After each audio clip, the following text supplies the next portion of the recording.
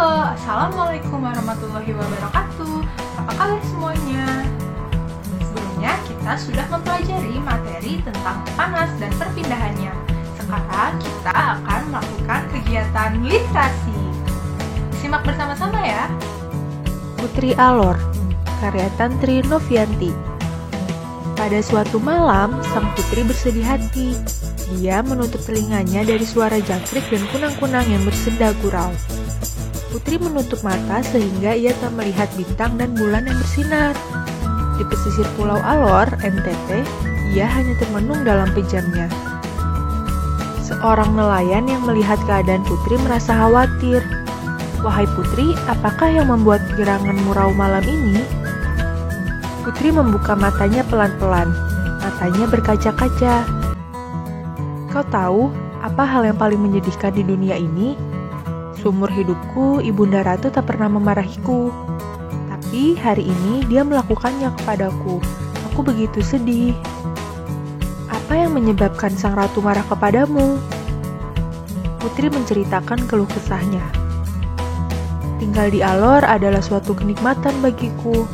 Air laut yang jernih, pasir yang putih, biota laut yang beragam, ditambah bukit dan pegunungan terjal yang menambah pesona, serta keramahan seluruh rakyatku. Kau pun tahu betapa bahagianya aku dikelilingi tanah sebelah timur Flores ini. Tetapi, Ibunda Ratu yang sedang sakit malah memarahiku.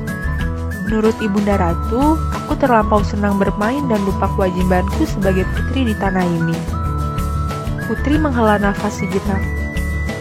"Aku mencintai Alor, itulah sebabnya aku gemar berkeliling."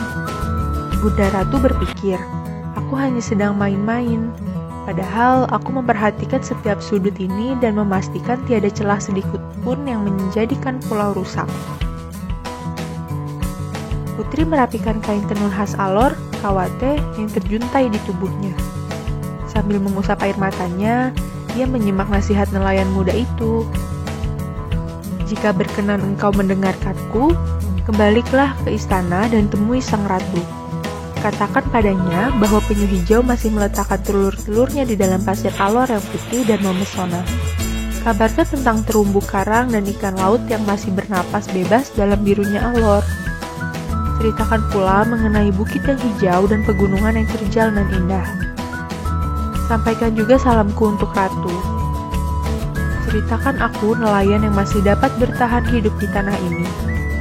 Kami juga akan menjaga tempat ini sebagaimana engkau menjaganya dengan penuh sukacita." Sang putri sangat senang akan nasihat itu. "Terima kasih nelayan muda." Putri pun bergegas kembali ke istana berbentuk limas dengan 4 pilar berbingkai pohon asam. Putri tak sabar ingin menyatakan kepada Ibunda Ratu bahwa ia cinta tanah kelahiran dan ingin terus menjaga kelestarian lingkungannya. Nah, bagaimana nih? Apakah seru cerita mengenai Putri Alor? Selanjutnya, kita akan mengisi bagan untuk menceritakan kembali cerita yang sudah kita baca tadi.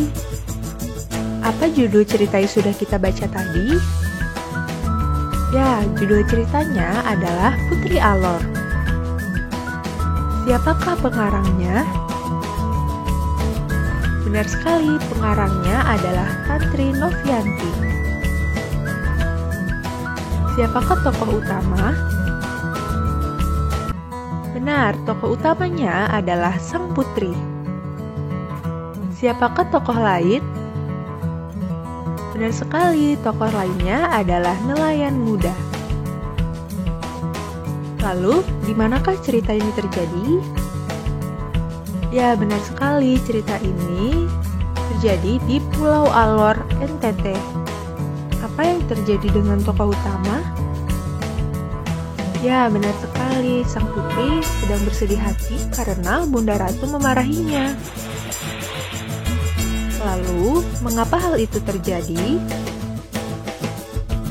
Karena sang putri dianggap terlampau senang bermain-main dan lupa kewajibannya sebagai putri. Nah, bagaimana masalah dalam cerita ini diselesaikan? Ya, benar, sang putri kembali ke istana dan menyatakan kepada Ibunda Ratu bahwa ia cinta tanah kelahirannya dan ingin terus menjaga kelestarian lingkungannya. Kapankah waktu terjadinya cerita ini? Benar sekali, cerita ini terjadi pada suatu malam.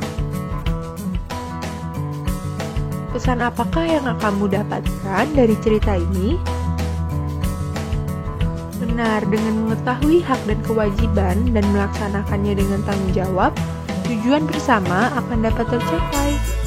Alhamdulillah semuanya sudah bisa menyimak dengan baik dan juga menjawab pertanyaan yang ada. Sampai jumpa di pembelajaran berikutnya.